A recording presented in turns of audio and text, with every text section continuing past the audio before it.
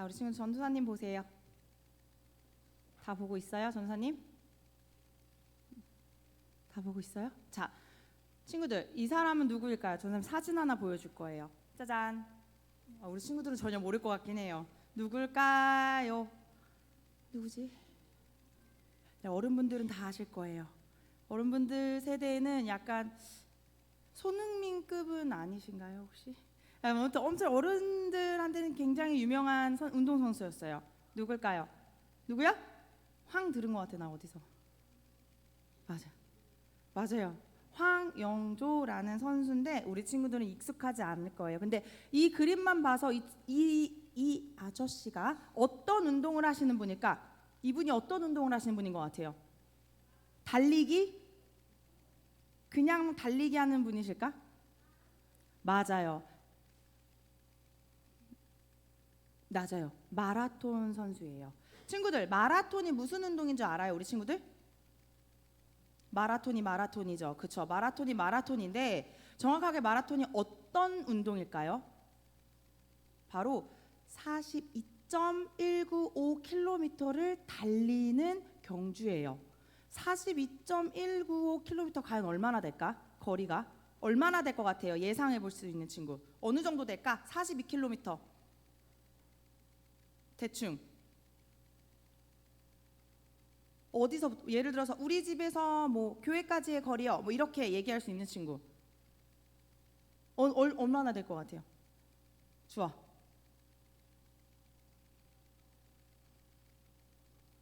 집에서 지구까지. 와, 사람이 집에서 지구까지 뛰면서 대단한 사람이에요. 그죠? 이 거리가 얼마나 되는지 전도사님이 한번 찾아봤는데 바로 우리 집이랑 너무 가깝네요. 서울에서 인천공항까지의 거리가 얼추 한 48km 정도 된다 그래요. 그래서 서울 좀 서부 쪽 그쪽에서 인천공항까지의 거리인 것 같아요. 우리 친구들 길어요? 멀어요? 안 멀어요? 안 멀어요. 주아는 항상 인천공항에서 서울역을 항상 오니까 근데 생각해봐요. 이게 얘들아 차로 1시간 동안 막히지 않고 오는 거리예요. 그러면 굉장히 먼 거리를 사람들이 뛰는 거라고 뛰는 거라고 보면 돼요. 그래서 보통 우리 친구들이 만약에 서울역에서 인천공항까지 뛴다. 나는 몇 시간 만에 갈 수 있어요? 몇 시간 만에 갈 수 있어요, 우리 친구들? 아마 전사님 뛰어서도 못 갈 것 같아. 걸어서도 못 갈 것 같아. 우리 친구들 얼마 만에 갈 수 있을 것 같아요? 며칠이요? 안 들려요. 1초 안에요? 슈퍼히어로세요? 저희 집안에 히어로가 있네요. 1초 안에 서울역에서 인천공항까지 뛰어서 갈 수 있대요. 와, 한번 보여주세요. 좋아요, 알았죠? 자, 가온이가 만약에 서울역에서 인천공항까지 걷거나 뛴다. 얼마나 걸릴 것 같아? 10시간?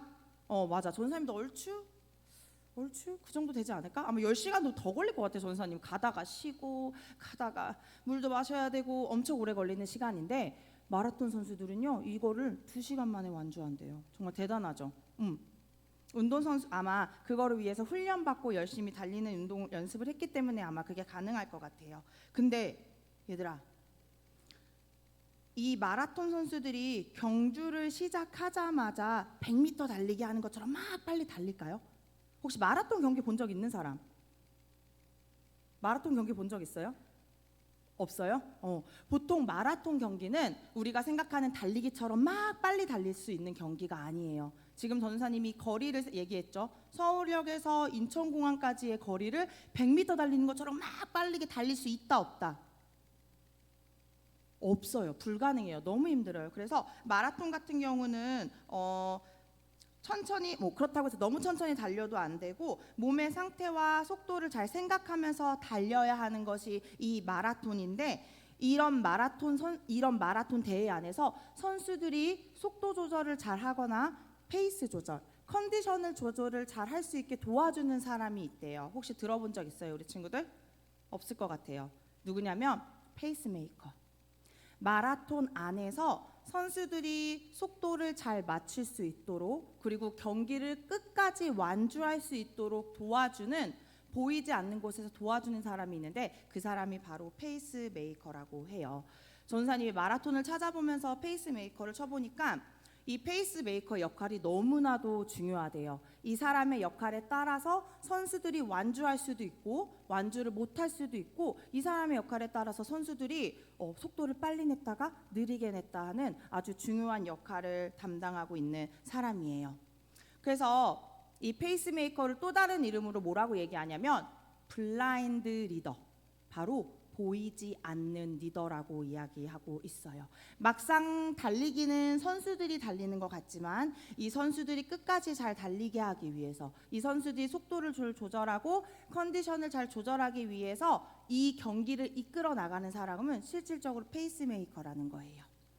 친구들, 오늘 우리 친구들 말씀 잘 읽었나요? 아까 히브리서 12장 1절 말씀에 우리 앞에 당한 경주라는 말씀이 있어요. 한번 찾아볼게요. 우리 친구들 말씀 가운데 히브리서, 책 읽을 수 있는 친구들, 히브리서 12장 1절, 우리 앞에 당한 경주라는 글꼴을 찾았다, 글귀를 찾았다 하는 친구 손.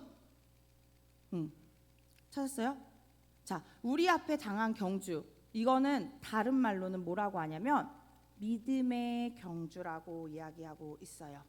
자, 우리가 앞에서 마라톤 선수들이 열심히 달리는 이야기를 했는데, 이 믿음의 경주는요, 우리가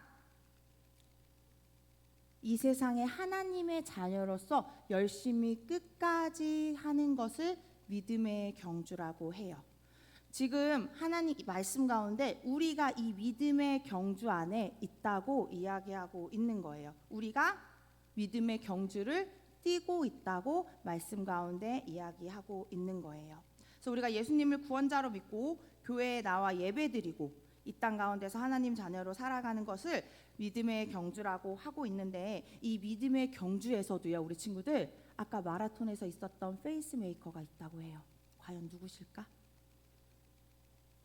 우리의 믿음의 경주를 끝까지 할 수 있도록 도와주는 분이 있어요. 누굴까요? 크게 얘기해 보세요. 맞아요. 우리의 믿음의 경주를 끝까지 달릴 수 있게 도와주시는 분은요, 바로 예수님이세요. 예수님이 보이지 않는 곳에서 우리가 이 믿음 생활을 끝까지 잘할 수 있도록 우리의 마음도 만져주시고 우리의 생각도 고쳐주시고 계속적으로 나아갈 수 있도록 우리를 도와주시는 분이 바로 이 예수님이라고 해요. 자, 우리 친구들 혹시 이분 알아요? 이 사람 알아요? 알아요? 몰라요? 가온이 알아요? 붕어예요? 우리 친구들 모르나 보다. 기안84라고 나 혼자 산다에 나오는 아저씨예요. 전사님이랑 나이가 같아요. 84. 근데 이 기안84라는 아저씨가 마라톤에 도전했던 이야기가 한번 나온 적이 있어요. 이 사람은 선수도 아니에요. 마라톤 선수도 아니고 그냥 그림, 만화책, 웹툰 그리는 아저씨인데 마라톤에 출전한 얘기가 나 혼자 산다에 나온 적이 있었는데, 자, 처음에 시작은 어때요? 너무 가볍게 시작했는데 점점 가면서 이 거리가 너무나도 멀고 힘들다 보니까 숨도 차고 중간에 다리도 아파서 쥐도 나고. 자, 아까 이 사진에 혹시 이 아저씨 보여요? 이 아저씨? 뒤에 이 아저씨가 지금 모자이크 처리됐는데 그 프로그램 안에선 저 아저씨가 기안84의 페이스메이커였어요. 아저씨가 잘 뛸 수 있도록 속도 조절도 해주고 앞으로 갔다 뒤로 갔다가 그렇게 이끌어주는 역할을 했거든요. 근데 너무나도 먼 거리다 보니까 혼자 지치고 힘들고, 저 옆에 보니까 다리에 쥐가 나서 같이 동요하던 아저씨가 막 다리도 고쳐주고 이렇게 하는 모습이 나왔어요. 근데 이 기안84 아저씨가 완주했을까 못했을까? 했을 것 같아요, 못했을 것 같아요? 지금 보니까 저 누워있어, 땅바닥에. 했을 것 같아, 못했을 것 같아? 못했을 것 같죠? 근데 주변의 도움과 여러 가지 동료들이 같이 뛰면서 어떻게 됐냐면 4시간 47분 만에 마라톤에 완주했고, 자기가 금메달, 은메달, 좋은 메달은 아니었지만 완주했다는 의미에서 저렇게 메달도 받을 수 있었어요. 자, 친구들, 기안 아저씨가 이 마라톤을 완주할 수 있었던 거는 본인이 열심히 연습한 것도 있어요. 근데 뒤에서 페이스메이커가 도와주고 같이 뛰는 동료들이, 같이 뛰는 아저씨들이 힘내자고 으쌰해주고 다리 아플 때 도와주고, 이런 여러 가지 도움이 있었기 때문에 이 기안84는 마라톤을 완주할 수 있었던 거예요. 그런 것도 마찬가지로 우리들도요. 이 믿음의 경주를 할 때 우리를 도와주시는 분이 계셔요. 가장 첫 번째, 예수님이 우리의 믿음의 경주를 끝까지 할 수 있도록 도와주시고요. 그리고 우리 주변에 있는 친구들, 우리가 믿음이 연약해져서 넘어지고 쓰러질 때 서로 으쌰으쌰하면서 같이 교회 나가자, 같이 예배드리자, 우리 같이 기도하자, 이런 도움이 우리가 믿음의 경주를 끝까지 할 수 있게 도와주는 거예요. 그래서 전도사님은 우리 친구들이 지금 이 믿음의 경주에서 끝까지 포기하지 않고 완주하는 하나님의 자녀가 되기를 소망해요. 세상 가운데 여러 가지 유혹도 있을 거예요. 어떨 때는 교회를 나오기 싫을 때도 있을 거예요. 어떨 때는 말씀도 듣기 싫고 기도도 하기 싫을 때도 있을 때지만 그럴 때마다 포기하지 말고 믿음의 경주의 블라인드 리더 대신 예수님과 함께, 그리고 우리 주변에 있는 친구들과 함께 그 믿음의 경주를 끝까지 해 나가는 우리 친구들이 되었으면 좋겠어요. 그렇게 할 수 있는 친구들은 아멘.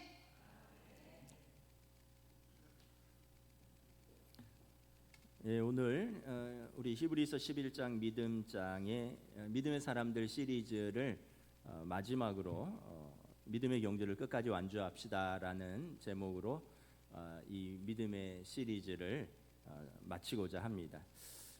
여러분, 우리 전도사님이 잘 말씀을 해주셨는데 인생을 달리기로 또 경주로 비유할 수 있고요. 또 신앙생활도 달리기, 경주로 비유할 수 있습니다. 우리가 오늘 말씀에 보면 이 믿음의 경주를 어떻게 끝까지 잘 달릴 수 있을까? 성경에서 이렇게 말씀합니다. 우리 히브리서 12장 1절 다시 한번 봉독합니다. 시작. 우리에게 구름같이 둘러싼 허다한 증인들이 있으니. 예, 여기까지만 읽겠습니다. 화면에 본 대로만. 여러분, 구름같이 허다한 증인들이 있다라는 거예요. 여러분, 구름이 얼마나 클까요? 뭐 땅에서 보면 얼마 안 커 보일 수도 있지만 비행기를 타고 구름을 이렇게 뚫고 가면 몇 분씩 통과하기도 합니다.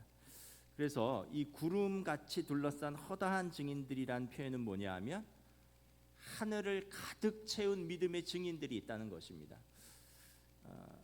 우리가 신앙생활을 우리만 하는 것 같고 우리만 힘들게 하는 것 같지만 이미 우리보다 앞서 달려간 믿음의 증인들이 하늘을 가득 채우고 있다는 거예요. 여러분, 요한계시록에 보면 하나님의 보좌가 있고 거기에 이제 그 12지파의 장로들과 12사도들이 24장로들이 있고요. 그 뒤로 순교자들이 있고 그 뒤로 구름같이 허다한 주의 백성들이 많은 물소리처럼 찬양을 한다 했습니다. 찬양을 하는데 많은 물소리처럼 찬양을 한다는 거예요. 그러니까 여러분, 우리가 나 신앙생활 나 혼자 열심히 하는 것 같고 나 혼자 힘들게 하는 것 같은데 그렇지 않다는 거예요. 이미 하늘을 가득 채운 믿음의 증인들이 계시다는 거예요. 우리가 그분들의 발자취를 따라가는 것입니다. 히브리서 11장 우리가 믿음의 사람들 시리즈를 하면서 아브라함, 이삭, 모세 여러분들을 이야기를 했는데 사실은 뒤쪽은 너무 많아서 안 했어요. 우리 히브리서 11장 32절 봉독하겠습니다. 시작. 내가 무슨 말을 더 하리요? 기드온, 바락, 삼손, 입다, 다윗 및 사무엘과 선지자들의 일을 말하려면 내게 시간이 부족하리로다. 믿음의 사람들 시리즈로만 해도 1년 내내 할 수 있다는 거예요. 그런데 그러면 여러분들이 또 힘드니까 7번만 하려고 앞에 분들은 생략한 겁니다. 이분들을 다 말하려면 성경도 기록하기에 시간이 부족하다라는 것입니다. 그래서 생각해 보세요. 나 혼자 뛰는 게 아니구나. 앞서 가신 하늘을 가득 채운 믿음의 증인들, 가까이 있는 우리 할아버지 할머니, 또 아버지 어머니, 또 우리 아들 딸, 손자 손녀들이 또 우리가 지금 같이 여기서 믿음의 경주를 함께 또 하는 것입니다. 밀어주고 끌어주고 달리는 것이죠. 여러분, 믿음의 공동체와 함께 달리면 훨씬 수월하게 뛸 수 있습니다. 아까 우리 전사님이 말했던 것처럼 혼자 뛰면 혼자 바람을 다 맞아야 되고요, 혼자 페이스를 다 조절해야 되고요, 혼자서 다 해결해야 됩니다. 그런데 같이 뛰면 앞에서 페이스 메이커도 있고요. 또 이렇게 구령을 붙여주거나 힘차게 또 노래를 선창해주는 사람도 있고, 또 이렇게 밀리면 뒤에서 이렇게 밀어주는 사람도 있어요. 뒤에서 이렇게 군대에서 구보하다가 앞에 사람이 밀리면 뒤에서 이렇게 밀면서 뛰거든요. 같이 뛰는 겁니다. 그리고 또 체력이 약하면 짐을 대신 들어주는 사람도 있습니다. 그래서 앞에 뛰는 사람이 바람의 저항을 막아주면 뒤에 뛰는 사람은 좀 천천히 뛰기도 하는 거죠. 이게 기러기 원리죠. 혼자서 계속 앞에만 하면 힘드니까 일정 부분 앞에서 뛰다가 이렇게 뒤로 빠지고 뒤에 있는 사람이 앞에 뛰기도 하고, 신앙생활은 이렇다는 것입니다. 혼자 하면 힘듭니다. 그런데 믿음의 공동체와 함께하면 수월합니다. 아까 일남성교회 혼자 신앙생활하는 게 아니라 우리 일남성교회라는 자치단체도 있고 우리 교회 전체라는 공동체도 있고 또 이런 뭐 청년부, 교회학교, 여전도회 이런 소그룹들이 다 있는 것입니다. 우리가 함께 믿음의 경주를 달리는 사람들이라는 것을 잊지 않는 것입니다. 아프리카 속담에 빨리 가려면 혼자 가고 멀리 가려면 같이 가라, 이런 유명한 속담이 있습니다. 저도 개인적으로 뛴 거는 15km까지는 개인적으로 뛰어봤어요. 그런데 같이 뛴 거는 20km까지 뛰어봤습니다. 혼자서 15km 뛰면 한 1시간 20분 정도면 뛸 수 있어요.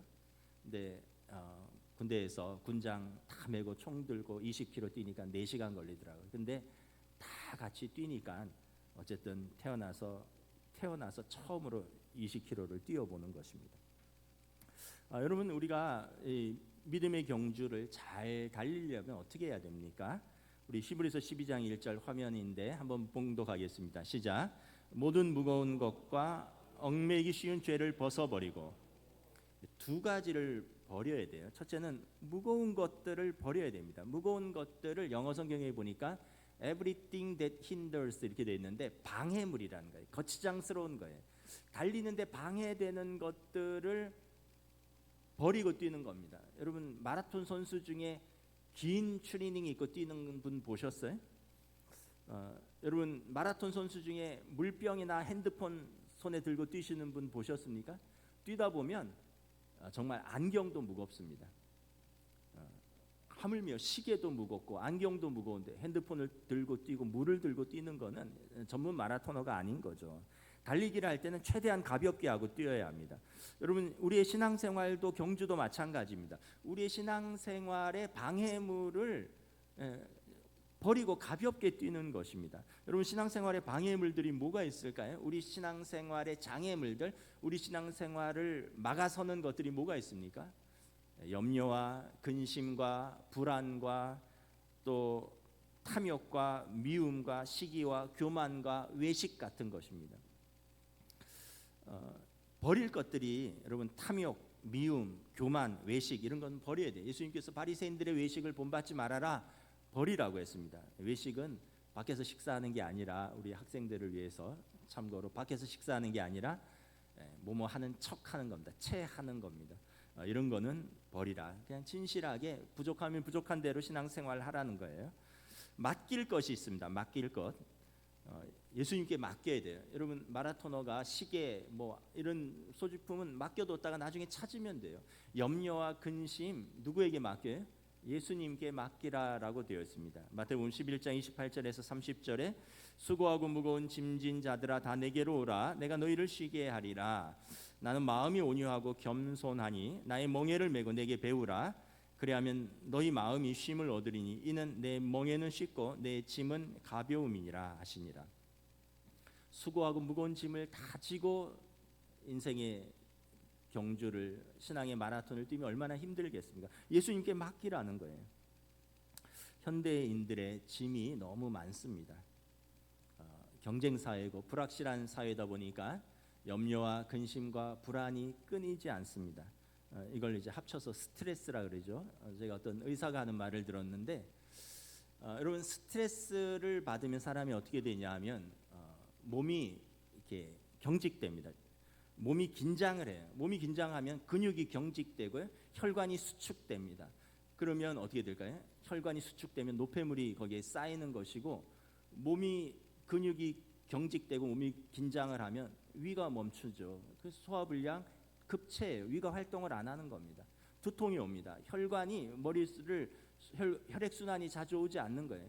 그러니까 이 스트레스가 온 몸에 그 병의 근원이라는 거죠.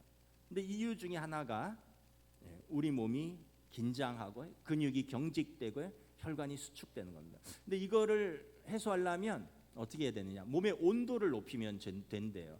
몸의 온도가 그때 이렇게 높아지면 몸도 긴장이 풀리고 근육도 이완되고 혈관의 노폐물도 녹인다는 겁니다. 온도가 높아지면 어떻게 몸의 온도를 높일 수 있을까? 뭐 여러 가지 방법들이 있는데 물리적인 방법들은 따뜻한 물에 들어가서 목욕을 하는 것, 몸을 담그는 거래요. 그러면 이제 몸이 풀어지고 몸의 온도가 올라갑니다. 또 마사지를 받는 거예요. 딱딱하게 경직되고 그런 긴장된 몸을 마사지로 풀어주는 거죠. 근데 돈 안 들고 하는 거는 운동하기래요. 운동하면 몸에 열이 나고 이제 운동하면서 몸의 온도가 올라가죠. 그런데 가뜩이나 힘든데 운동하기가 쉽지 않죠. 돈도 안 들고 어떤 면에서 보면 제일 쉬운 게 하나가 있대요. 뭐냐 하면 사랑하기래요. 사랑하기. 사랑하면 몸의 온도가 올라간대요. 여러분 그런 것 같아요. 여러분 미워하면 마음이 냉랭해져요. 말이 차가워집니다. 근데 사랑하면 마음이 따뜻해져요. 말이 따뜻하게 나갑니다. 마음이 따뜻해지고 몸도 따뜻해져요. 여러분 정말 그런 것 같아요. 사랑하는 사람들 보세요. 젊은 연인들 한겨울에 돌아다녀요. 한겨울에 막 여자분들 미니스커트 입고 남자애들도 한겨울에 멋낸다고 그냥 막 이렇게 아침부터 저녁까지 돌아다녀도 안 추운가 봐요. 왜 그럴까요? 사랑하고 있는 사람하고 추우면 안 춥대요. 다 경험해 보셨잖아요. 옛날 일이지만 다 생각나시죠? 사랑하면 춥지도 않고요, 덥지도 않아요. 사랑하고 있는 사람하고 같이 있으면 그 자체가 여러분 우리의 몸의 온도를 올리고 몸의 긴장을 풀어주고 우리 혈관에 쌓인 것들을 녹이고 우리의 몸과 마음과 우리의 삶을 따뜻하게 한다는 거예요. 저는 우리 가정이 그랬으면 좋겠습니다.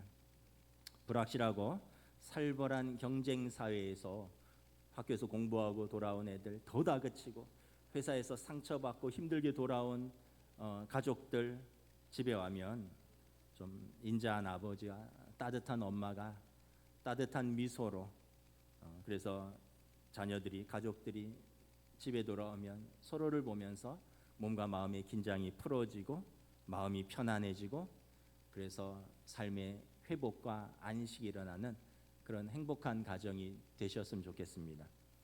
저는 우리 교회도 그랬으면 좋겠습니다. 교회는 영적 가족이니까 세상의 논리가 아니라 그리스도의 사랑과 용납이 있고 서로를 향한 따뜻한 이해와 환대가 있고 그래서 서로를 응원하고 격려하는 믿음의 공동체가 되었으면 좋겠습니다.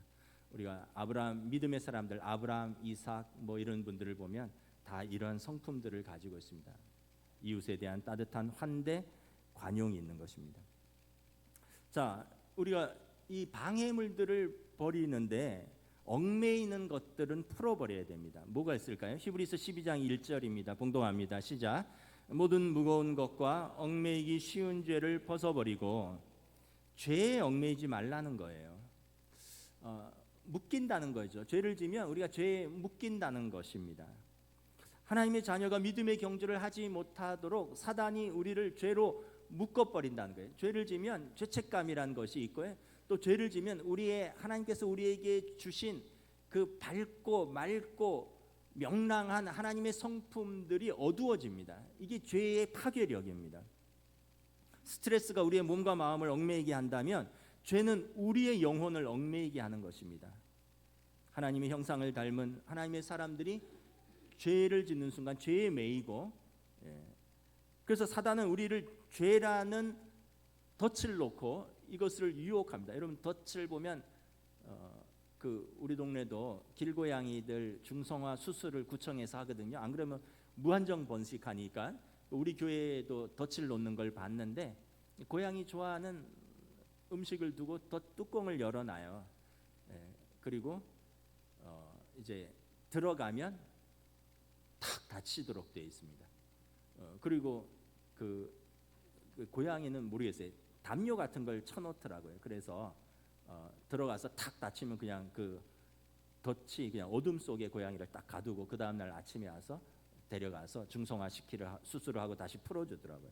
근데 그 덫에 들어가는 이유가 뭘까요? 거기 먹을 것이 있기 때문에 그런 것입니다.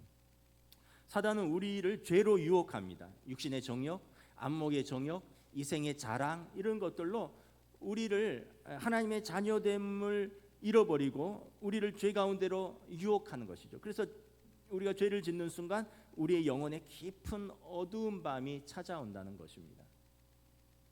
여러분, 우리가 이렇게 죄에 얽매이면 어떻게 풀려나야 될까요? 요한 1서 1장 9절 말씀입니다. 시작. 만일 우리가 우리 죄를 자백하면 그는 미쁘시고 의로우사 우리 죄를 사하시며 우리를 모든 불의에서 깨끗하게 하실 것이요. 죄의 용서는 어떻게 보면 간단한 겁니다. 하나님 앞에 나아가서 죄를 고백하고 용서를 구하는 것입니다. 여러분, 집에서 똑같아요. 아빠 잘못했어요, 엄마 잘못했어요 하면 용서가 되는 거예요. 근데 안 했다고 숨기고 끝까지 고집부리면 그 죄를 자기가 해결해야 되는 거예요. 그런데 하나님께서 우리가 죄를 자백하면 그분은 미쁘시고 신실하시다는 뜻이에요. 의로우사 우리 죄를 용서하시고 우리를 모든 불의에서 깨끗게 하실 것입니다. 그래서 죄를 지은 자는 하나님의 은혜의 보좌로 나아가서 회개와 용서의 단계를 거치는 것입니다. 반면에 죄에 얽매이지 않기 위해서 우리가 해야 될 것이 있습니다. 뭐예요? 죄와 싸우는 것입니다. 히브리서 11장 4절에 보면 함께 읽습니다. 시작.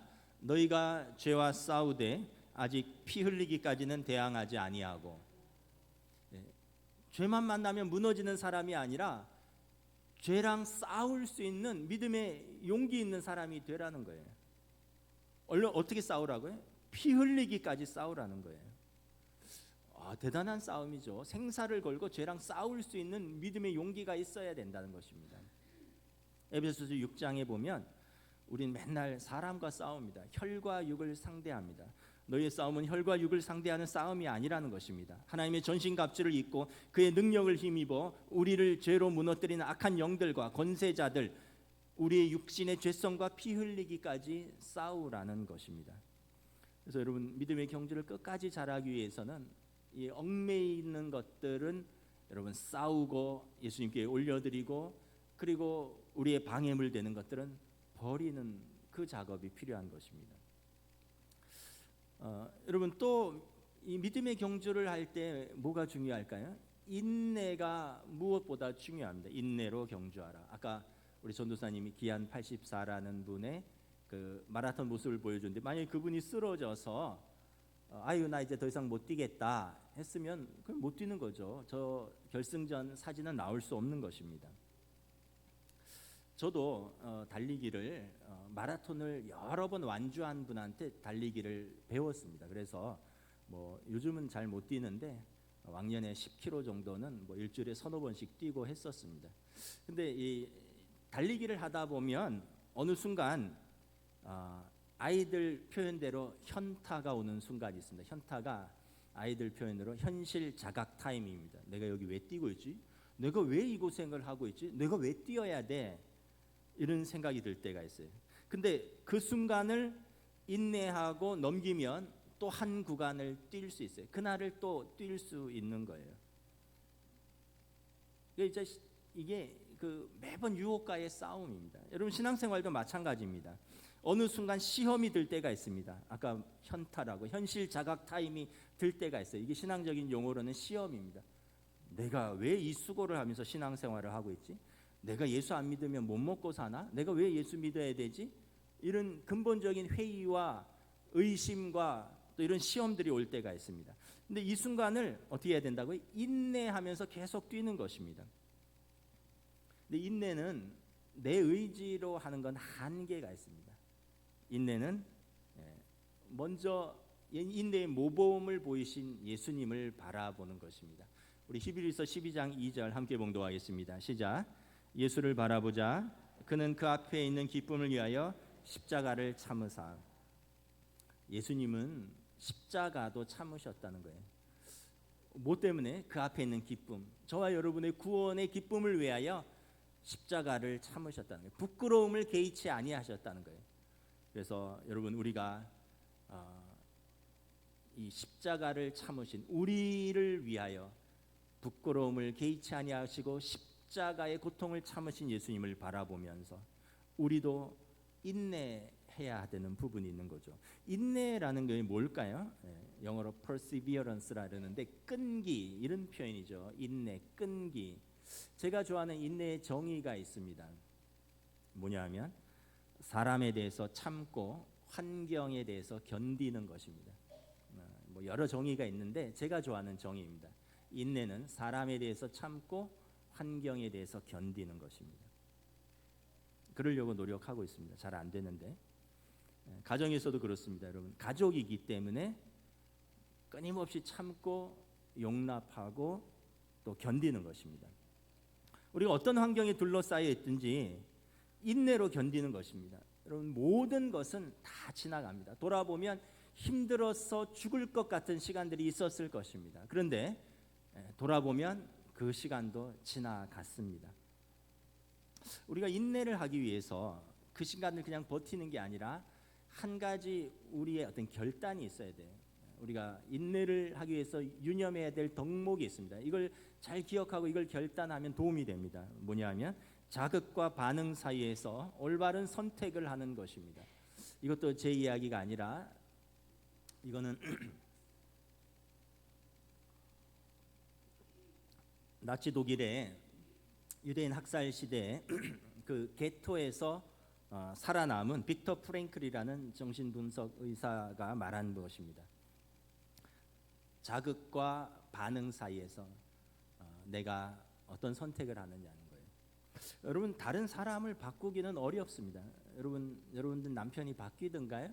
여러분들의 아내들이 바뀌든가요? 여러분들의 부모님이 바뀌고 여러분들의 자녀들이 바뀌든가요? 예수님을 제대로 믿으면 바뀌고요. 그리고 우리는 마지막엔 다 바뀔 것을 믿습니다. 근데 그 과정은 바뀌는 과정은 너무나 지난해요.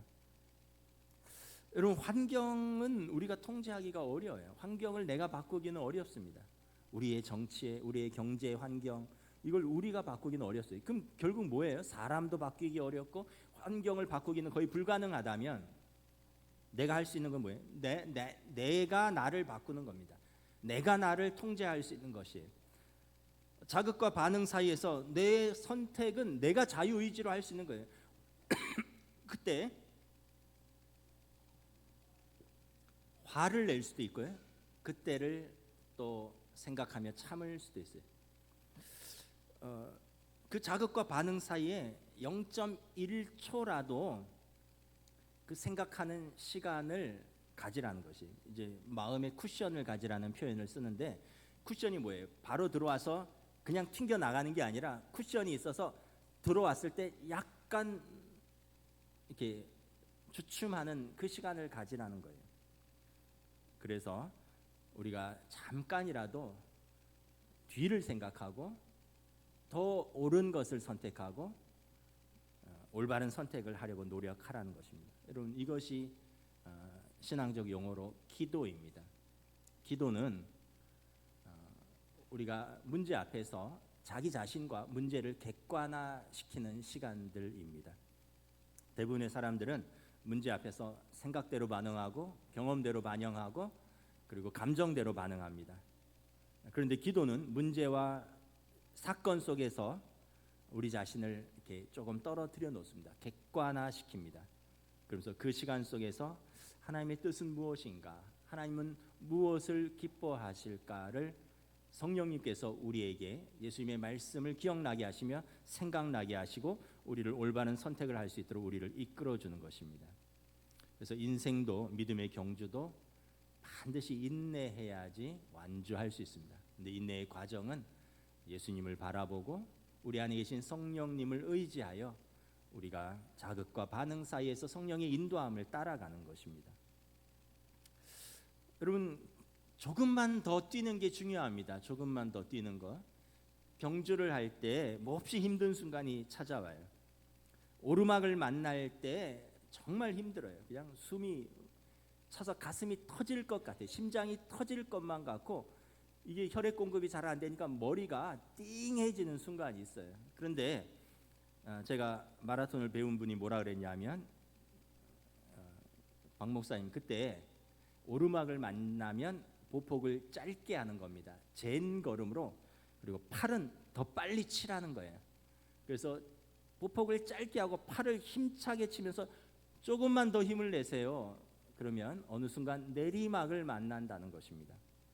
계속 오르막만 있는 게 아니거든요. 어느 순간 내리막을 만나고 호흡을 가다듬고 다시 충전하고 뛸 수 있는 그 구간이 나타납니다. 우리 인생도 우리 믿음의 경주도 있습니다. 많은 분들이 인생의 오르막을 만납니다. 그리고 그 힘듦에 낙심합니다. 내 인생은 왜 맨날 이럴까? 왜 주님이 살아계신다면 날 도와주시지 않는 걸까? 그때가 우리의 마음이 무너지는 순간입니다. 근데 바로 그때가 조금만 더 힘을 내야 되는 순간입니다. 예수님의 제자들도 그랬습니다. 예수님께서 메시아이신 줄 알았습니다. 그래서 예루살렘에 입성하면 당장에 그 로마 군인들을 쫓아내고 또 성전을 접수하고 그리고 하나님의 나라가 올 줄 알았습니다. 그런데 예수님이 십자가에 달리셔서 돌아가셨어요. 예수님이 뭐라 그러셨냐면 마지막 만찬에서 사흘 후에 내가 약속대로 부활하리라. 조금만 더 기다리라는 거예요. 근데 제자들은 예수님이 십자가 죽으신 이후에 크게 낙심해서 다 고향으로 돌아갔습니다. 조금만 더 기다리지 못한 것입니다. 부활하신 예수님께서 그들을 다시 불러 모으셨어요. 그리고 마가의 다락봉에 120명의 성도가 모였습니다. 예수님이 부활 승천하시면서 그들에게 약속하셨습니다. 낙심하지 말고 흩어지지 말고 기도하면서 조금만 더 기다려라. 그랬더니 사도행전 2장에 성령께서 불처럼 바람처럼 그들에게 임하셨습니다. 그들이 흩어졌으면 성령이 그들 가운데 임하지 못했을 것입니다. 우리가 조금만 더 힘을 내는 것이 필요합니다. 여러분 등산할 때 그렇잖아요. 올라가는데 힘들잖아요. 그런데 정상은 멀리서는 보이는데 가까이서는 안 보여요. 그러면 산을 오르면서 계속 물어봅니다. 내려오는 사람들한테 물어봐요. 정상까지 얼마나 더 올라가야 돼요? 그럼 그분들이 이렇게 얘기합니다. 조금만 더 가세요. 이래. 그래서 믿고 조금 더 가는데 아직도 한참 멀었어요. 그래서 또 내려오는 분에게 또 물어봅니다. 정상까지 얼마나 더 가요? 그럼 또 그럽니다. 조금만 더 가세요. 이래. 화딱지가 납니다. 아니 아까부터 조금만 더 했는데 지금까지 조금만 더라고? 근데 가다 보니까 진짜 정상이네요. 조금만 더 온 게 아니라 많이 왔는데 정상이에요. 그러면서 힘들었던 시간이 금방 지나갔다고 느낍니다. 그래도 우리도 정상에서 내려올 때 우리에게 또 묻는 사람들이 있어요. 아까처럼 얼마나 더 올라가야 돼요? 그럼 우리도 똑같이 대답합니다. 조금만 더요. 우리 인생 긴 것 같지만 돌아보면 그렇게 길지도 않습니다. 여러분 조금만 더 힘을 내셔서 완주하시기를 축복합니다. 나중에 돌아보면 답답하고 낙심되고 절망되었던 순간들이 짧게 느껴질 때가 있어요. 그러나 그때 조금만 더 힘을 내었던 그 순간은 우리의 마음속에 남아 있습니다. 힘들고 그 상처들도 남아 있지만 근데 그거보다 조금만 더 힘을 냈던 그 순간 자신이 기특하고요. 그때 도와줬던 사람들이 고맙고요. 그리고 그 기억은 우리의 삶을 살아가는 데 큰 자양분이 됩니다. 야곱처럼 하나님 앞에서 끝까지 씨름하는 것입니다. 야곱이 야복강을 건너기 전에 얼마나 두려웠을까요? 형이 400명의 군사들을 데리고 형이 나오는데 얼마나 두려웠어요. 끝까지 씨름하는 겁니다. 당신이 나를 축복하기 전까지는 나는 당신을 놓지 않겠습니다. 요셉처럼 하나님의 선하신 뜻을 믿고 끝까지 포기하는 불굴의 의지를 가지는 것입니다. 비록 지금 노예고 지금 감옥에 있고 지금 억울하지만 요셉은 하나님의 선하신 뜻을 믿었어요. 하나님은 미쁘시고 선하신 분이라 반드시 그분의 뜻을 이루실 것이라 조금만 더 힘을 내는 것입니다. 그럼 제일 중요한 건 결승점입니다. 결승점을 바라보면서 뛰는 것입니다. 여러분 우리의 결승점은 예수님입니다. 우리 히브리서 12장 2절 다시 한번 봉독합니다. 시작. 믿음의 주여 또 온전하게 하시는 이인 예수를 바라보자. 여러분 만약 어떤 사람이 42.195 마라톤을 뛰는데 42km를 1등으로 뛰었어요. 근데 마지막 2km를 딱 나오는데 갈림길이 나와서 방황하다가 딴 길로 갔다면 그분은 다른 길로 가는 겁니다. 얼마나 억울하겠습니까? 마지막 2km를 앞두고 여러분 그동안 수고하며 뛴 것이 허사가 되지 않겠습니까? 여러분 우리 신앙생활도 마찬가지예요. 그렇게 수고하며 달려왔는데 마지막에 포기해서는 안 되는 거예요. 그러면 어떻게 해야 돼요? 결승점을 잘 바라봐야 됩니다. 우리의 결승점은 예수님입니다. 히브리서 12장 2절 믿음의 주여 또 온전하게 하신 이인 예수를 바라보자. 영어 성경이 이렇게 되어 있습니다. Fixing our eyes on Jesus, the pioneer and perfecter on faith. 우리의 눈을 예수님께 고정하고 우리의 믿음의 시작점이시요 완성자이신 예수님을 바라보자라는 것입니다. 파이오니어는 개척자인데 시작자라는 거예요. 우리의 믿음을 시작하게 하신 분도 예수님입니다. 우리가 예수님을 믿어서 우리의 믿음이 출발한 것입니다. 퍼펙터 완성자입니다. 종결자라는 뜻입니다. 우리의 마지막은 예수님 다시 오실 때 우리의 믿음으로 우리의 모든 믿음의 여정을 완성하실 것입니다.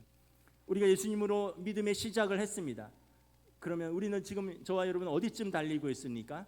끝까지 포기하지 마시고 조금만 더 힘을 내어서 예수님을 바라보면서 끝까지 달려야 나가야 하는 것입니다. 우리 신앙생활을 자기 힘으로 열심히 뛰는 것이 아닙니다. 자기 힘으로 뛰면 반드시 자기 힘에 지쳐서 피곤하고 낙심될 때가 올 것입니다. 우리 신앙생활은 사람 바라보고 뛰는 것도 아닙니다. 사람 바라보고 뛰면 반드시 그 사람에게 실망할 때가 올 것입니다. 그런데 여러분 우리는 예수님 바라보고 뛰는 것입니다. 실망스럽고 피곤하고 낙심한 순간이 오지만 예수님께 시선을 고정하고 뛰는 것입니다. 왜냐하면 그분이 처음 시작하신 분이요 그분이 완성하실 분이기 때문에 믿음의 주여 우리를 믿음을 완성케 하시는 예수님께 시선을 고정하고 끝까지 뛰는 것입니다. 우리의 목표는 무엇입니까, 여러분? 우리의 목표는 내세에서는 하나님의 자녀가 되는 것입니다. 현세에서는 뭘까요? 하나님 나라의 백성으로 사는 것입니다. 우리 다음 장입니다. 하나님 나라의 자녀로 사는 것입니다. 그러니까 여러분 내세나 현세나 크게 차이가 없어요. 완전히 이제 자리가 바뀌는 것은 있지만 하나님이 진짜 통치하시는 만왕의 왕이신 것이 온 세상에 전파되고 드러나는 이 분명한 차이는 있지만 우리는 내세에 있으나 현세에 있으나 사실은 우리 신분에는 큰 차이가 없고 그렇다면 우리의 자세에도 큰 차이가 없어야 돼요. 뭘까요? 예수님의 더 좋은 제자로 살아가는 것입니다. 기도와 사랑으로 충만한 삶입니다. 아까 기도 말씀드렸죠? 우리의 상황 속에서 하나님의 뜻을 구하는 시간입니다. 사랑 말씀드렸죠? 우리의 문제를 주님께 올려드리고 그 사랑으로 살아가는 기도와 사랑으로 충만한 삶입니다. 하나님께서 우리에게 원하시는 것이 과연 뭘까? 미가서 6장 8절 말씀 함께 봉독합니다. 시작. 사람아 주께서 선한 것이 무엇임을 내게 보이셨나니 여호와께서 내게 구하는 것은 오직 정의를 행하며 인자를 사랑하며 겸손히 내 하나님과 함께 행하는 것이 아니냐. 하나님이 원하시는 것은 세 가지입니다. 정의, 하나님의 말씀에 순종하여 옳은 일을 행하는 것입니다. 인자를 사랑하는 것, 내게 주신 사람을 친절히 대하고 환대하는 것입니다. 겸손, 자신을 의지하지 않고 하나님을 의지하고 동행하는 삶입니다. 말씀을 마칩니다. 오늘로서 믿음의 시리즈를 마칩니다. 우리가 예수님을 믿고 처음 시작한 이 믿음의 여정을 우리 예수님께 시선을 고정하며 우리 믿음의 공동체가 여러분들의 가족이 함께 힘을 내서 끝까지 완주하는 저와 여러분 되시기를 우리 주님의 이름으로 축복합니다. 찬양하시겠습니다.